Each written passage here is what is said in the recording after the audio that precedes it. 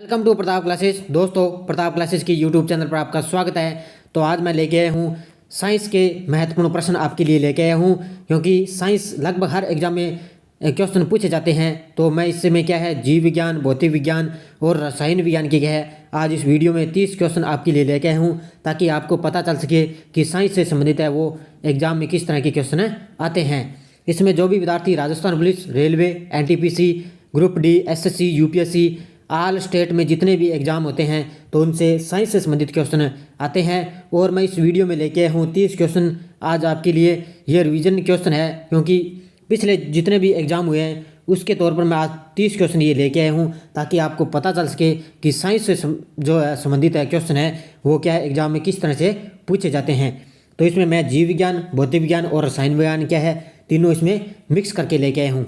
तो जो विद्यार्थी हमारे इस चैनल पर नए हैं तो चैनल को सब्सक्राइब कर लें और इसके पास लगे बेल आइकन के घंटे को दबा लेना, ताकि हम जैसे ही वीडियो अपलोड करें, सुबह करंट से संबंधित या कंप्यूटर से संबंधित, बाल विकास, महिला बाल विकास से संबंधित और राजस्थान पुलिस के लिए मैंने अभी 1 जनवरी से आपको वीडियो पूरे सही तरीके से आपको सही समय पर आपको उपलब्ध होने लग जाएंगे, क्योंकि जीके से संबंधित, महिला एवं बाल विकास से संबंधित, कंप्यूटर से संबंधित आपको उपलब्ध होते जाएंगे।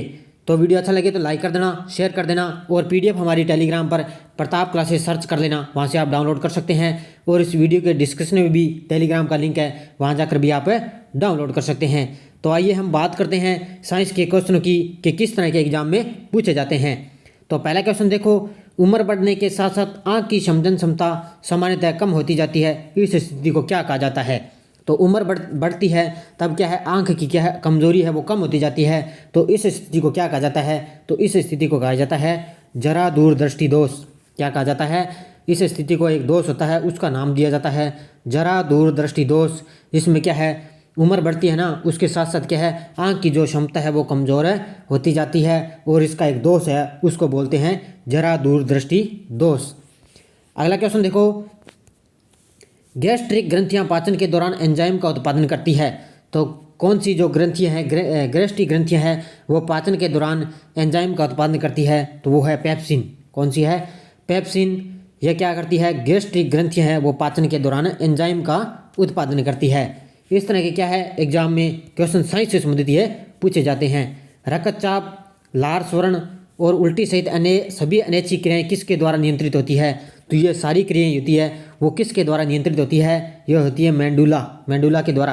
किसके द्वारा, जैसे हमको उल्टी आने लगती है या रक्तचाप तेजी से बढ़ने लगता है, लार स्वरण होने लगता है, तो इसमें सभी जो इसके जो नियंत्रण करता है वो कौन करता है, मेंडुला। अगला क्वेश्चन देखो, मनुष्य में कार्बोहाइड्रेट, वसा और प्रोटीन का पूर्ण पाचन कहाँ होता है। तो मनुष्य में कार्बोहाइड्रेट, वसा और प्रोटीन का पूर्ण पाचन कहाँ होता है, तो वो होता है छोटी आंत में। कहाँ होता है, छोटी आंत में मनुष्य में कार्बोहाइड्रेट, वसा और प्रोटीन का पूर्ण पाचन होता है। अगला क्वेश्चन देखो, संवेदीग्राही डैश डैश के संसूचन के लिए उत्तरदायी होते हैं। तो इस तरह के जो क्वेश्चन है ना वो एनटीपीसी में पूछे गए हैं, तो इसलिए ये मैंने आपको वीडियो इस तरह के उपलब्ध करवाया, ताकि आपको पता चल सके कि साइंस से संबंधित एग्जाम में जो है, ग्रुप डी है, राजस्थान पुलिस है, जैसे एनटीपीसी है, तो उस तरह में किस तरह के क्वेश्चन साइंस से संबंधित है पूछे जाते हैं। तो संवेदीग्राही के संसूचन के लिए उत्तरदायी होते हैं, तो वो है संवाद। कौन है, संवाद है जो संवेदीग्राही के संसूचन के लिए उत्तरदायी होते हैं। अगला क्वेश्चन देखो, संक्षारण एवं जंग लगने से बचाने के लिए लोहे पर किए जाने वाले विद्युत लेपन में किस धातु का उपयोग किया जाता है। तो जंग लगने से बचाने के लिए तो विद्युत लेपन में किस धातु का प्रयोग किया जाता है, तो वो किया जाता है जस्ता का। किसका, जस्ता का। अगला क्वेश्चन देखो, किस तत्व की परमाणु संख्या उस तत्व के प्रत्येक परमाणु के नाभिक में मौजूद की संख्या के बराबर होती है। तो किस तत्व की परमाणु संख्या उस तत्व के प्रत्येक परमाणु के नाभिक में मौजूद जिसमें संख्या के बराबर होती है, तो वो है प्रोटॉन। किसके, जो नाभिक में मौजूद प्रोटॉनों की संख्या के बराबर होती है। अगला क्वेश्चन देखो, किस पादप हार्मोन की सांद्रता पौधे के शीर्ष पर सबसे अधिक होती है और जड़ों के नज़दीक पहुंचने पर घटती जाती है। तो कौन सा ऐसा जो पादप हार्मोन है, तो इसमें ये हो जाएगा ऑक्सिन। ऑक्सिन है जो हार्मोन की सांद्रता पौधे की क्या है, इसमें शीर्ष पर सबसे अधिक होती है और जड़ों के नज़दीक पहुंचने पर ये क्या है, घटती जाती है। अगला क्वेश्चन देखो, कौन सा विटामिन हमारी आंखों व त्वचा को स्वस्थ रखता है। तो कौन सा विटामिन है जो हमारी आंखों व त्वचा को स्वस्थ रखता है? तो विटामिन ए। कौन सा है? विटामिन ए हमारी आंखों व त्वचा को स्वस्थ रखता है। नेक्स्ट क्वेश्चन देखो, साधारण पदार्थों से स्वयं भोजन बनाने वाले जीवों को कहा जाता है? तो साधारण पदार्थों से जो स्वयं भोजन बनाते हैं उनको क्या कहा जाता है? तो वो कहा जाता है स्वपोषी। जो स्वयं बनाते हैं भोजन वो क्या कहलाते हैं? स्वपोषी। नेक्स्ट क्वेश्चन देखो, निम्नलिखित में से कौन सा एक जीवाणु जनित रोग है? तो कौन सा एक जीवाणु है जनित रोग है? तो यह है डिप्थीरिया। कौन सा है? डिप्थीरिया है, यह एक जीवाणु जनित रोग है। नेक्स्ट क्वेश्चन देखो, दंतक्षय का क्या अर्थ है? तो दंतक्षय का क्या अर्थ होता है? तो दंतक्षय का अर्थ होता है दांतों का सड़ना। क्या अर्थ होता है? दंतक्षय, दांतों का सड़ना। इस तरह के क्वेश्चन है क्या है एनटीपीसी के जो ऑनलाइन एग्जाम होता है ना उसमें पूछे जाते हैं। तो ये वीडियो है जो आपको कंप्यूटर से संबंधित है। यह स्पेशल राजस्थान पुलिस में कंप्यूटर का एक पार्ट जो सिलेबस में दिया हुआ है। तो आपको ये MS वर्ड ऑफिस से जो क्या है शॉर्टकट की आज ये वीडियो आपको उपलब्ध हो चुका है। तो ये वीडियो आपको लगातार इस वीडियो के साथ बने रहिए, क्योंकि इस वीडियो में आप मॉडल टेस्ट के रूप में आपको उपलब्ध करवा रहे हैं। क्योंकि जितने भी एग्जाम होगा ना तब तक आपको कंप्यूटर एवं महिला बाल अपराध से संबंधित क्या है सारे मॉडल टेस्ट क्या है जितने भी क्वेश्चन बनेंगे आपको उपलब्ध करवा देंगे। उससे बाहर क्वेश्चन राजस्थान पुलिस में क्या है बाहर नहीं जाएगा। तो लगातार वीडियो के साथ बने रहिए। अगला क्वेश्चन देखो, उस पुनरावर्ती परावर्तन को क्या कहा जाता है जिसके कारण ध्वनि की निरंतरता का आभास होता है? तो उस पुनरावृत्ति को क्या कहा जाता है जिसके कारण ध्वनि की निरंतरता का आभास होता है? तो उसको कहा जाता है प्रतिध्वनि। क्या कहा जाता है? प्रतिध्वनि। नेक्स्ट क्वेश्चन देखो, गेंगा का विकार किसकी कमी के कारण होता है? तो ये तो सभी को पता है कि गेंगा रोग होता है वो किसकी कमी से होता है? आयोडीन की कमी से। नेक्स्ट क्वेश्चन देखो, विद्युत स्थैतिक अवक्षेपित का प्रयोग निम्न में से किसके नियंत्रण के लिए किया जाता है? तो विद्युत स्थैतिक और अवक्षेपित का प्रयोग निम्न में से किसके लिए किया जाता है? ये किया जाता है वायु प्रदूषण के लिए। किसके लिए? वायु प्रदूषण के लिए इसका उपयोग किया जाता है। नेक्स्ट क्वेश्चन देखो, मातृपोषी पोषण क्या है? ये भी साइंस में ये पूछा गया है कि मातृपोषी पोषण क्या है? तो ये है जीव अपना भोजन मृत एवं क्षयकारी पदार्थ से प्राप्त करता है। तो इसका आंसर हो जाएगा सी। जो जीव है अपना भोजन मृत एवं क्षयकारी पदार्थ से प्राप्त करता है ये क्या कहता है? मृतपोषी पोषण। नेक्स्ट क्वेश्चन देखो, निम्न में से किस रोग से पीड़ित रोगी नेत्रदान कर सकता है? भी कौन से रोग से क्या है पीड़ित है जो रोगी है वो नेत्रदान कर सकता है? तो वो है मधुमेह। कौन सा है? मधुमेह रोग से जो पीड़ित व्यक्ति है वो नेत्रदान कर सकता है। अगला क्वेश्चन देखो, स्तूप में निर्मित छज्जे जैसी संरचना को क्या कहा जाता है? तो स्तूप में निर्मित छज्जे जैसी संरचना को क्या कहा जाता है? तो ये कहा जाता है हरिमिका। क्या कहा जाता है? हरिमिका। स्तूप में निर्मित छज्जे जैसी संरचना को हरिमिका कहा जाता है। अगला क्वेश्चन देखो, जोंक किस संघ से संबंधित है? जोंक। तो जोंक किस संघ से संबंधित है? तो ये है एनालिडा से। किससे? एनालिडा से। जैसे सरल क्वेश्चन क्या है एग्जाम में छोटे छोटे क्वेश्चन पूछे जाते हैं साइंस से संबंधित। कौन सा कमरे के ताप पर द्रव अवस्था में मौजूद एकमात्र अधात्विक पदार्थ है? ये कौन सा है इसमें जो कमरे के ताप पर क्या है द्रव अवस्था में पाया जाता है और जो एकमात्र क्या है अधात्विक पदार्थ है? तो ये हो जाएगा ब्रोमीन। कौन सा हो जाएगा? ब्रोमीन। अगला क्वेश्चन देखो, रोगजनक सूक्ष्म जीवों की वृद्धि को रोकने वाली दवाओं को क्या कहा जाता है?